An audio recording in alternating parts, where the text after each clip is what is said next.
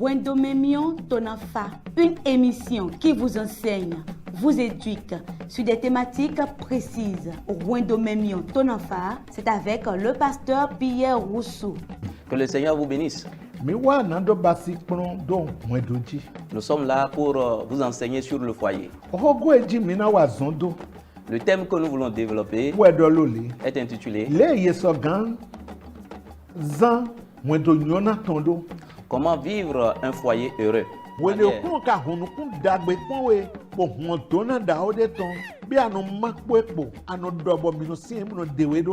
Est-ce que lorsque tu trouves le bonheur,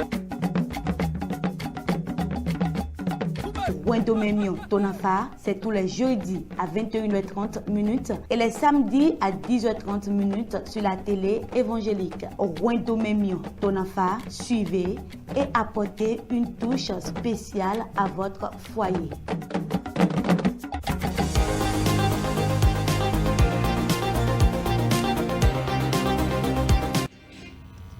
Maintenant, Vemidomini tira midi ledo. Owiwa mide to fide pepe mite to pinpon mi na mine ko de bobe nuiwa mito.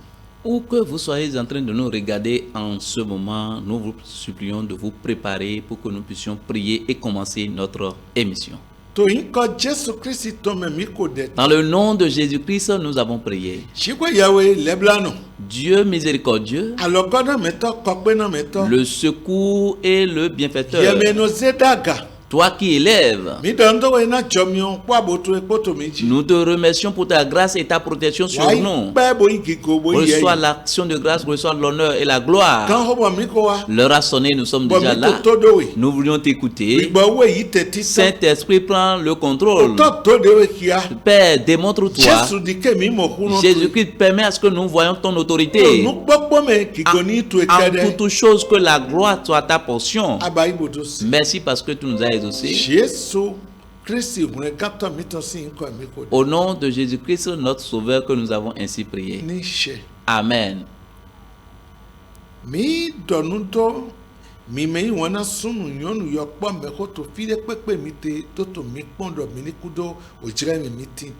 Nous vous saluons, hommes et femmes, où que vous soyez en train de nous écouter, de nous regarder en ce moment, et bonne écoute à vous. Nous allons évoluer tel que nous sommes en train de le faire. C'est toujours le même thème que nous étudions.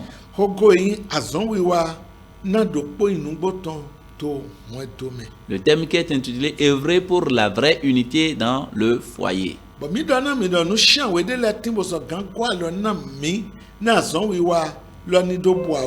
Et nous vous avions montré qu'il y a 7 éléments qui peuvent nous aider pour que nous puissions œuvrer pour la vraie unité dans le foyer. Et nous avons déjà terminé 5e élément. Et c'est aujourd'hui nous allons évoluer avec le 6e élément. Le 6e élément,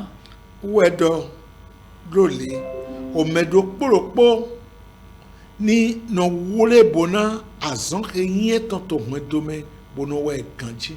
Que chaque partenaire dans le foyer prend soin de son devoir et le fait convenablement. O medo kpolokpo ni no wole bona azon renye tonto mwedome bono we kanji. Que chaque partenaire dans le foyer prend soin de son devoir et le fait convenablement. Hogoloni. Voilà le terme. Magangi miawele kpoji to egbe. Nous n'allons pas parler des deux partenaires aujourd'hui. Les deux partenaires, c'est le mari et la femme.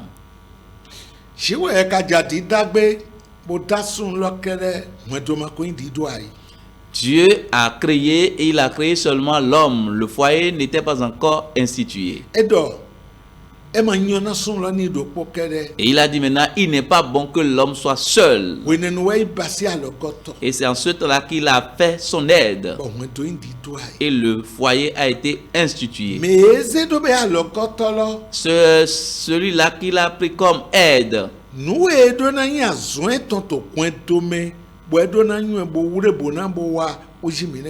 Et ce qui doit être son devoir, ses devoirs, et elle doit faire dans le foyer, c'est ça que nous allons étudier.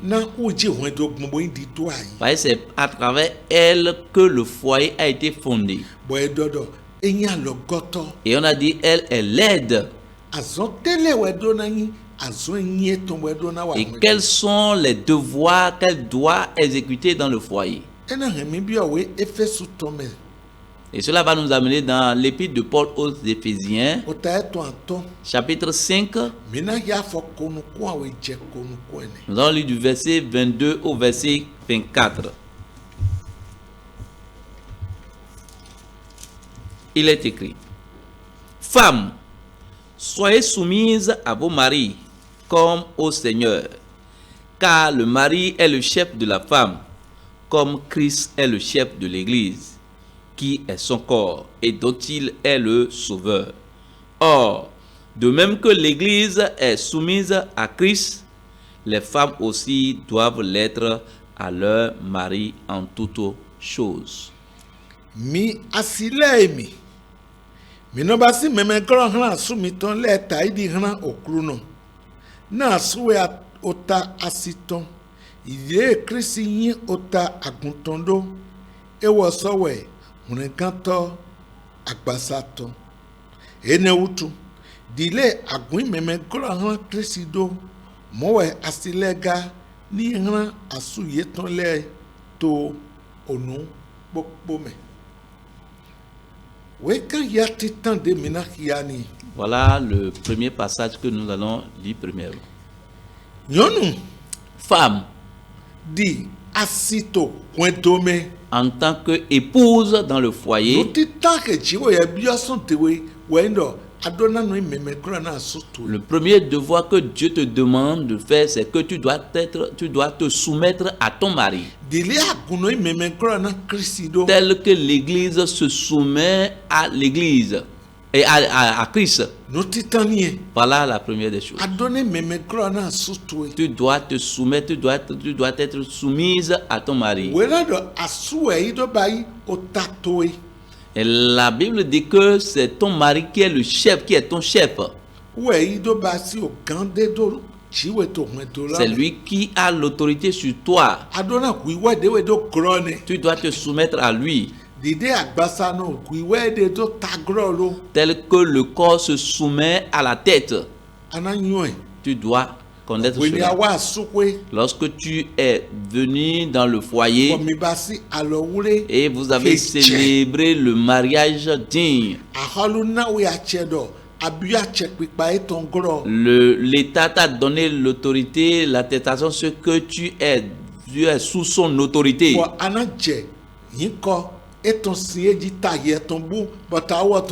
Tu vas commencer par porter son nom. Ta tête disparaît maintenant et sa tête va se lever au-dessus de ta tête. Et tu dois te soumettre à lui. Voilà ce que la parole de Dieu nous dit. Tu dois te soumettre à ton mari. Secondo, c'est toujours dans le même passage. C'est dans le verset 33. Dans le verset 33b. Et que la femme respecte son mari.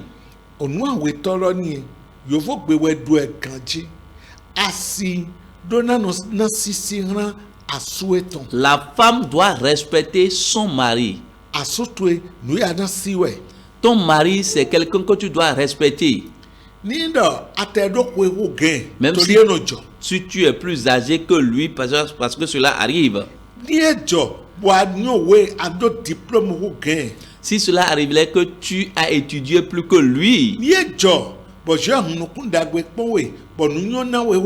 Si cela arriverait que tu as obtenu la faveur de Dieu et tu es plus nanti que lui, cela ne te dispense pas de le respecter.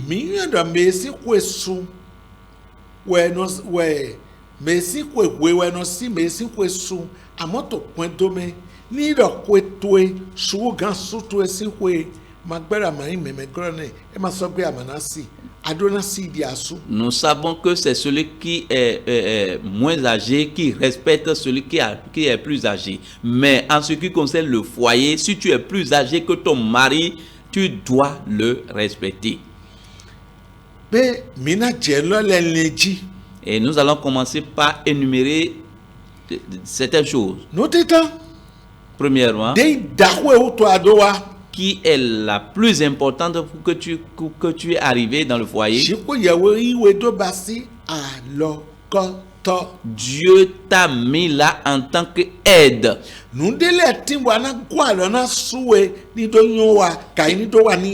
Il y a certaines choses que tu dois aider ton mari pour qu'il puisse savoir faire ou bien mieux faire. Et nous te disons maintenant que tu dois te soumettre. Et nous te demandons, troisième chose, que tu dois respecter, tu dois lui donner le respect convenable. Quatrième chose,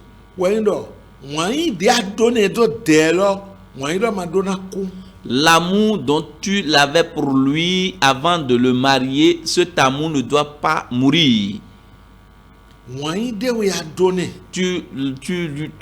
Tu avais un amour pour lui.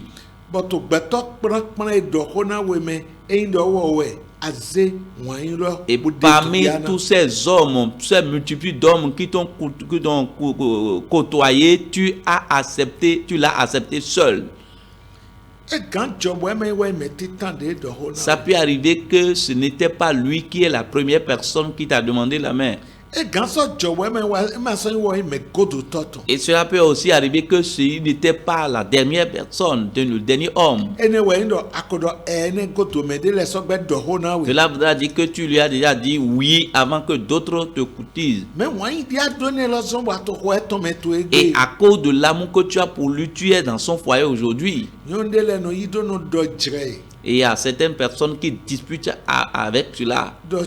Mais je ne savais pas que tu es ainsi. Et voilà, telle personne m'a demandé la main. Et on ne t'a pas dit de disputer. Aide-le. Tu as le devoir de l'aider. Tu dois l'aider. Et à cause de ton aide, il va devenir ce qu'il doit être. Vous allez remarquer aujourd'hui, si on commence par honorer un grand homme, on sait que jusqu'à ce qu'il est à ce niveau, il y a une femme derrière. Voilà. On dit que derrière un grand homme, il y a une femme, une grande femme. Que le Seigneur vous soutienne. Il faut faire l'œuvre d'aide comme cela se doit. Si nous allons développer ce qu'on appelle aide, s'il est refroidi en ce qui concerne la prière, c'est toi qui vas l'aider pour qu'il puisse se réveiller. S'il rétrograde maintenant, s'il est en train d'aller en arrière du fait d'aller à l'église, c'est toi qui vas l'aider à le réveiller. Même dans la méditation de la parole de Dieu, c'est toi qui vas l'aider. En toutes choses, dans tout ce qui concerne le spirituel, c'est toi qui dois l'aider. Et lorsqu'il est en train de prendre un mauvais engagement, c'est par ton aide qu'il va revenir en lui-même. Ce qui reste, le Seigneur va t'expliquer cela. En dehors de l'aide,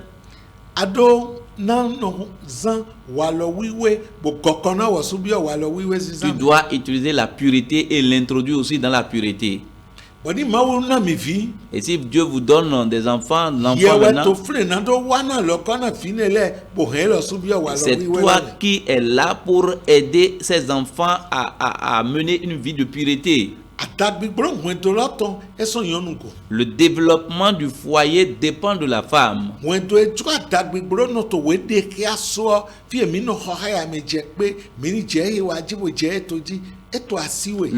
La femme qui veut le développement de son foyer commence par discuter avec son mari, dit le temps que nous avons fait dans la location maintenant c'est assez, il va falloir qu'on achète une parcelle, il va falloir qu'on construise. Et il va commencer par lui donner des conseils. Et ils vont commencer par se serrer pour commencer par cotiser quelque part.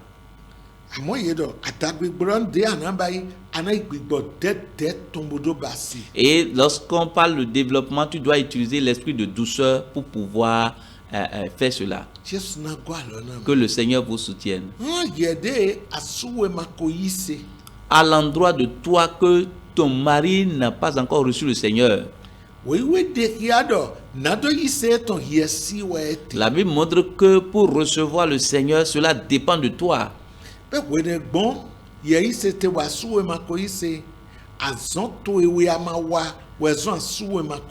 depuis que toi tu as reçu le Seigneur et que ton mari n'a pas encore reçu le Seigneur, c'est parce que tu n'as pas joué ton rôle. C'est pourquoi il est encore dans le monde.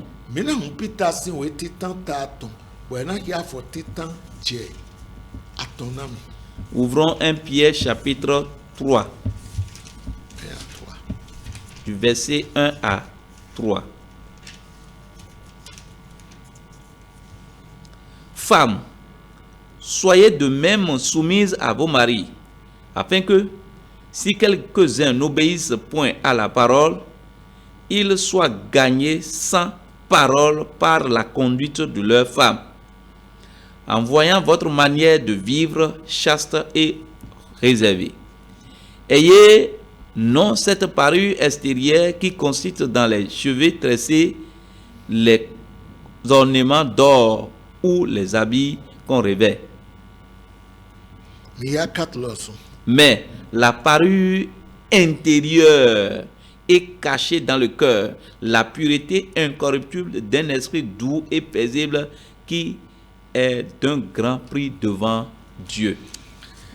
Mais d'autres qui a l'autre gumbe me mokere mi asile ni no imeme goro asumi ton titile na eimede ma yi oholose ye ni do don ye do don ye gbon wa lo asi le ton dali matin oholo wenena ye to wa lo wiwe mi ton po si popon asha me ton ye dike eyin acho agbasago ton blo o da bibla ton achasi katon kabi avosi chichion tomblo shigba ni igbeto ki wrato ayihamene eke me gbigbre de matinte yedu acho gbigbo kome mimion po dede poton eke kwa kwasusu to shiko yewe nukome okroni do na hueto. Que le Seigneur bénisse sa parole. Welado.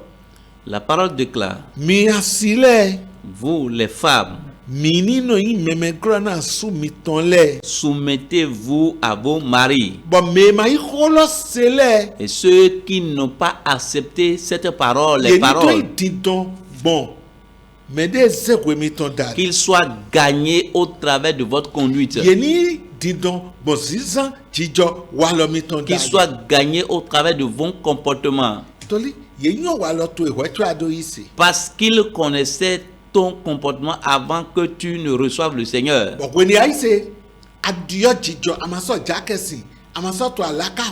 Et au moment où tu acceptes Jésus-Christ, tu n'attaches plus la ceinture, mais tu ne gifles pas, tu ne gifles plus. S'il voit ces comportements, cela n'a pas demandé l'évangile avant que tu le gagnes. On dit que tu vas le gagner au travers de ta conduite. On nous a énuméré certains ornements, certains...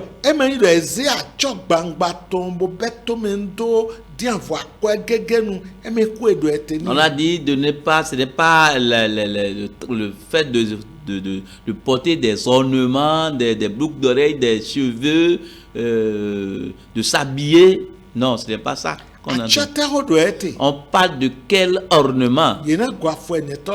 On dit, mais la parure intérieure est cachée dans le cœur, la pureté incorruptible d'un esprit doux et paisible, qui est d'un grand prix devant Dieu.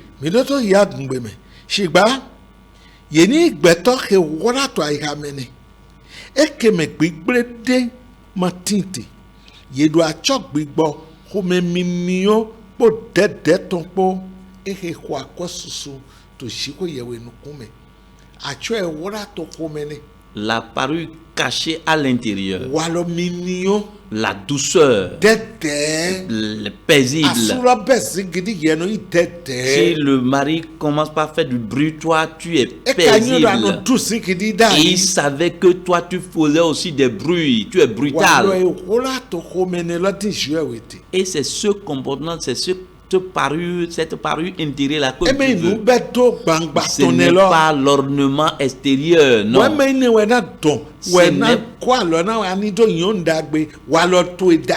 n'est pas ça qui va t'aider pour que tu sois une bonne femme. Ce sont tes caractères.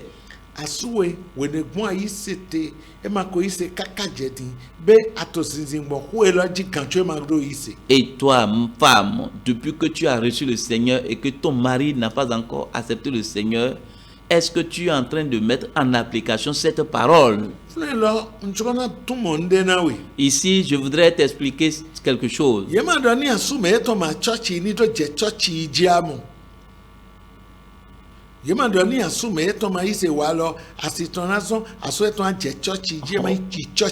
Voilà, on ne dit pas que c'est parce que la femme va à l'église maintenant à cause de ça que son mari aussi doit aller à l'église. Ce n'est pas ça. On a dit ceux-là qui n'ont pas accepté la parole.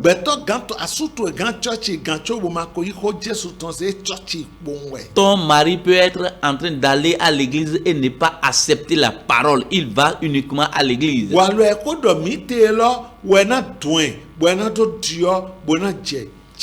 Les caractères, le comportement dont on parle ici, c'est ça qui va le gagner et il va changer et commencer à vivre la vie de Christ. Que le Seigneur te bénisse. Ce qu'on nous demande d'être aussi,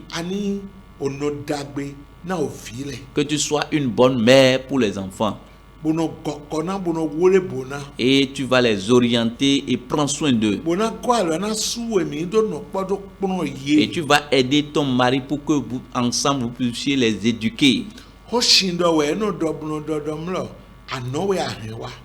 Et c'est un mauvais propos qu'on dit que tu as amené les seins, les mamelles. Tu n'as pas amené les enfants ici.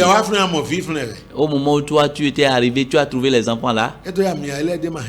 Et cela montre qu'aucun de vous n'a amené les enfants. Mais les enfants sont venus au travers de vous. C'est vous les deux qui ont l'autorité sur ces enfants. Et l'éducation des enfants pèse sur la mère plus que le père. Parce que vous faites assez de temps avec les enfants. Ne détruis pas la vie de tes enfants. Sois une bonne mère. Une autre chose, les travaux domestiques. Les travaux domestiques. Vous devez prendre soin des travaux domestiques et le faire correctement. Cela va nous amener dans le livre de l'épître de Paul à Tite. Tite chapitre 2.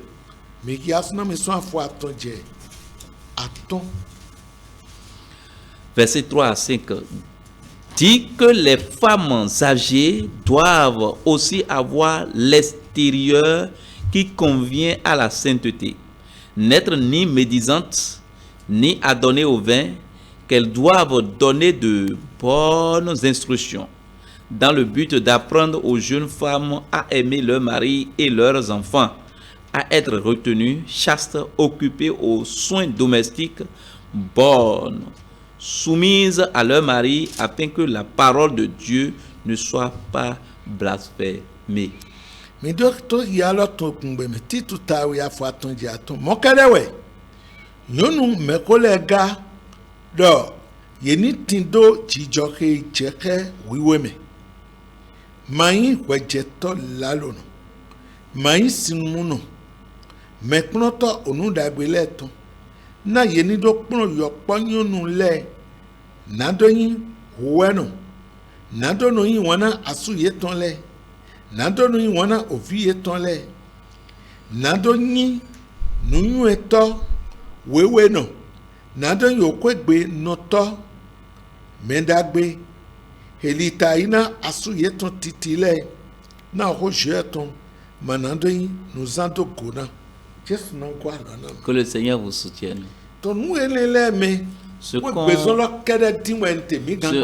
tout ce qu'on a énuméré, je veux parler seulement des soins domestiques. On dit que vous devez prendre soin des travaux domestiques.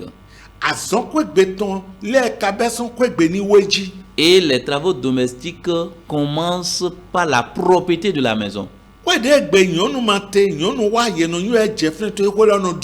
La maison dans laquelle il n'y a pas de femme, si on vient là, on sent réellement qu'il n'y a pas de femme là. Et lorsque la femme est arrivée dans la maison, dans le foyer, on sent réellement que la femme est là. Le soin à faire dans le foyer, c'est la propreté, que la maison soit propre et les chambres doivent être aussi propres. Et aussi les enfants, la santé des enfants, la propriété des enfants aussi est dedans. Et le repas maintenant, le mets est quelque chose de très capital. Vous devez préparer à temps. Et c'est vous aussi qui devez être là pour préparer. Et tu dois préparer le mets que ton mari aime. Le mets qui donne la maladie à ton mari, qui rend malade ton mari, tu ne dois pas préparer cela. C'est toi qui aimes ce mets-là. Et cela ne te fait rien. Il ne faut pas le tuer prématurément.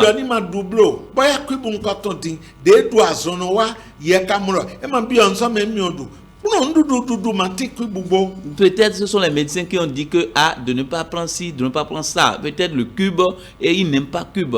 Et toi tu aimes, mais il faut te dispendre, il faut abandonner le cube et préparer. Mais surtout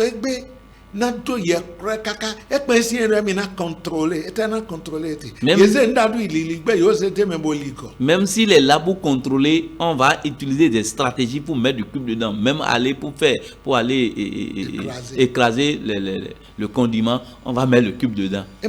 Ce n'est pas bon. Ça c'est de l'hypocrisie. Et tu ne joues pas ton rôle convenablement. Et celui-là qui met ce qui doit faire tomber la personne, rendre la personne malade, et tu mets ça dedans, tu n'es pas une sorcière peut-être. Cela il va falloir que tu changes. Le mets que ce ne sont pas les enfants qui doivent préparer ça, c'est toi-même qui dois préparer pour ton mari. Tu peux les apprendre à préparer, mais ce n'est pas eux qui vont préparer pour ton mari. Ils peuvent t'aider à préparer. À